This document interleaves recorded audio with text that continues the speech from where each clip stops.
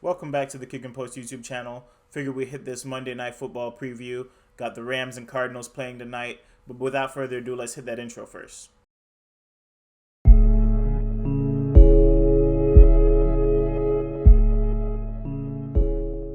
So as we can see here on the screen, it's projected to be a very high-scoring game as it is. 51 is the over-under set by Vegas.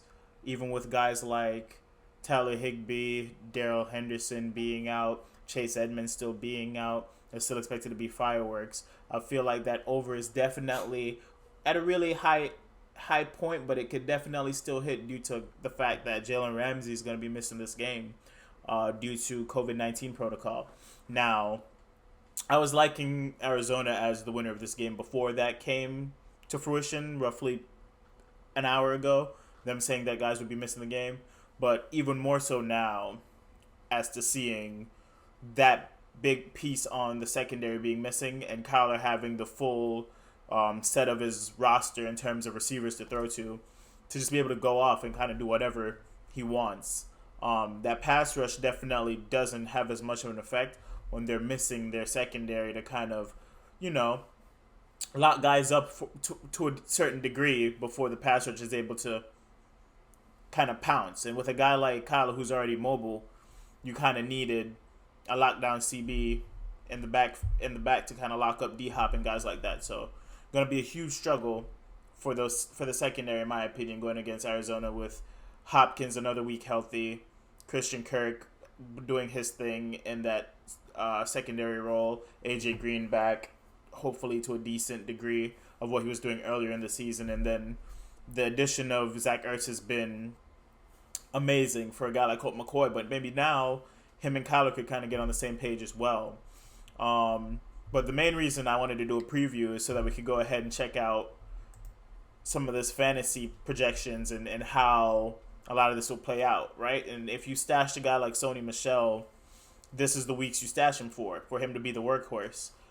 In a week where Darrell Henderson is going to miss it due to COVID, not really like anything that's significant injury-wise, which is what we're expecting with a guy like Henderson to suffer like little ailments and stuff like that. It's COVID, unfortunate, but Sony Michel gets the full workload.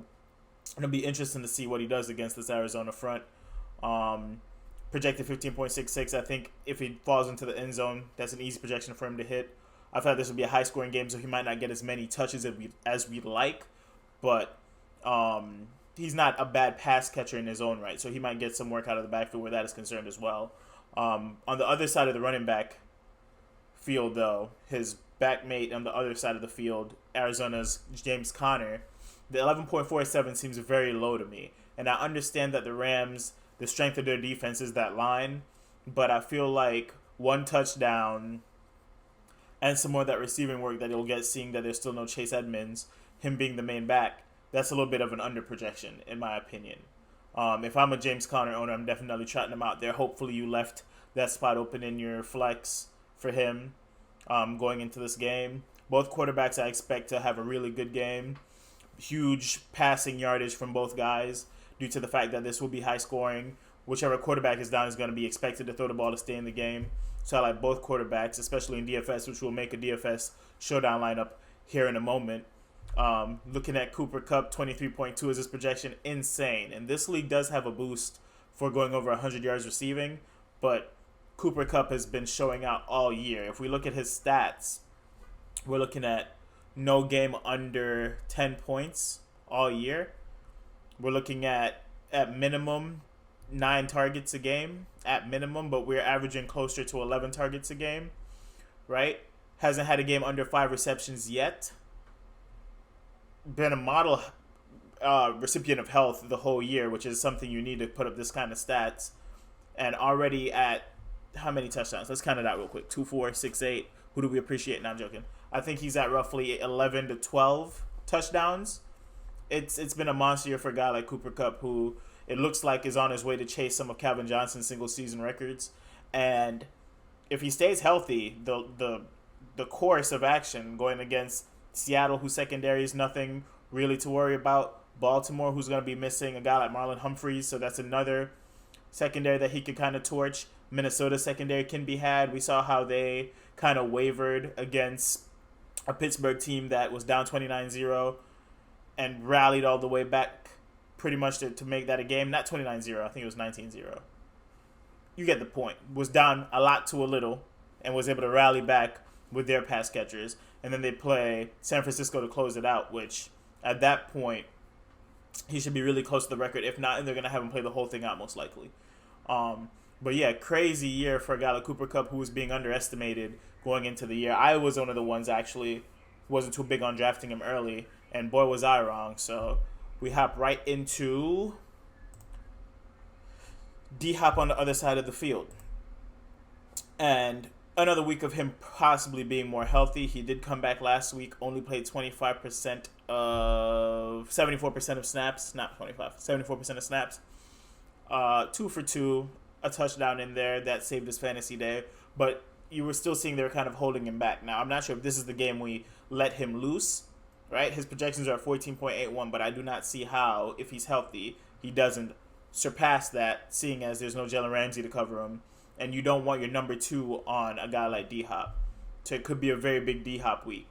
And if his price is just right in DFS, I'd be all about dropping him into your captain spot on the showdowns, or, picking him up for real cheap in just the Monday night play as far as that goes. But I feel like this could be a big breakout game for a guy like D-Hop. One of the lesser known breakouts, though, right, with the fact that all the DBs are going to have to shift down from who they usually guard. I don't know. Call me crazy. But I'm still feeling like Rondale Moore will get his opportunity on the field. I know it's getting more loaded. They're not really going to play 4 wide, right? And they have D-Hop back, so it's going to be D-Hop, AJ Green, Christian Kirk. But I feel like we're getting into the part of the season where you need to see what you have in this guy. And they're going to bring him on the field more often. No Chase Edmonds. Maybe he gets some more work out of the backfield.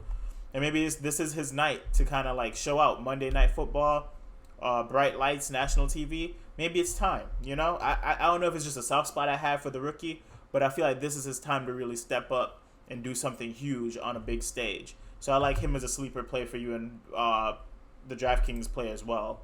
We're looking at a wide receiving core here that goes 4 deep. Again, OBJ kind of found his form last week. Played on 53% of the snaps because they were blowing out the Jags.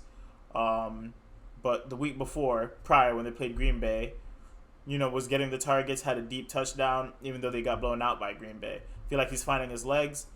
And, in a high-scoring game, the receptions will be there for him. It's just about how much he'll be able to do with it, right? I still like him as a play tonight as well. Hopefully, we get the electricity that this game is supposedly supposed to have on the offensive side, because then we'll see a lot of big scores out of these guys. And I know a lot of people are depending on OBJ to put up some numbers for him tonight. But I think that's mainly the breakdown that I have in terms of fantasy. I do want to make a captain's lineup on DraftKings to close the video out, right? My pick is Arizona. I think my score that I would project us to have in this game is going to be a 35-28 victory. Arizona. Both quarterbacks over 300 yards passing. I think Cooper Kupp has a big day. I think DeAndre Hopkins comes through with a 10-catch, 120-yard, and touchdown game. And Kyler does his thing as well on the ground. Probably about 50 yards rushing, if I had to guess. That's my projections. But to close the video, I'm going to go ahead, make a showdown lineup. For my captain, I'm really feeling DeAndre Hopkins with the 14,400 price point. In my flex, I will be dropping a little Kyler in there. I'm looking at the other options here. I have to kind of go cheap. Who do I like for the cheap? I do like... this is a tough one.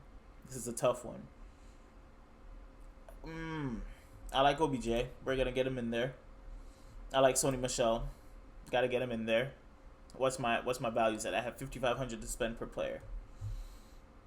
I have to avoid Cooper Kupp, even though I know what Cooper Kupp is. But for the scoring sake, I got to bolster this. And I'm not going to have the second quarterback in there, the Matt Stafford. It is in Arizona. Maybe I'll go Arizona defense. But I feel like the defense is going to get showed up a bit tonight.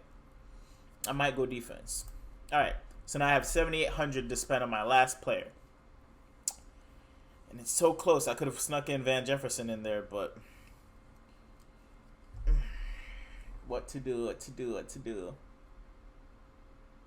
This is tough. I think I'm going to rotate this a bit. I think I'm going to go boom, boom. For my captain, I'm going to change that to OBJ, free up some space. We're going to add Hop, and I have 9,500 to play with right here. And if I go ahead and I take out Cardinals defense, I could go ahead and put in a James Conner, who I feel like will fall into the end zone. And let me go down to this 2,900 mark. Rondell Moore. That's going to be the play. OBJ is the captain. Kyler Murray, D-Hop, Sony Michel, James Conner, Rondell Moore. Obviously, I'm very heavy on the Arizona players, but this is what we're running with. We're going to run a $3 play, and we're in there. And on the next vid, we'll tell you how that worked out. Thanks for tuning into the Kick and Post channel. This has been your host, Amal Thompson. More videos coming. Sorry we had to pull the last one. Had a copyright issue, but we'll get that one back up as soon as possible. That reviewed the Thursday Night Football game. And a lot of big news coming from the Kick and Post brand. So can't wait for you guys to follow us along for the ride. But until the next video, I'll see you boys later.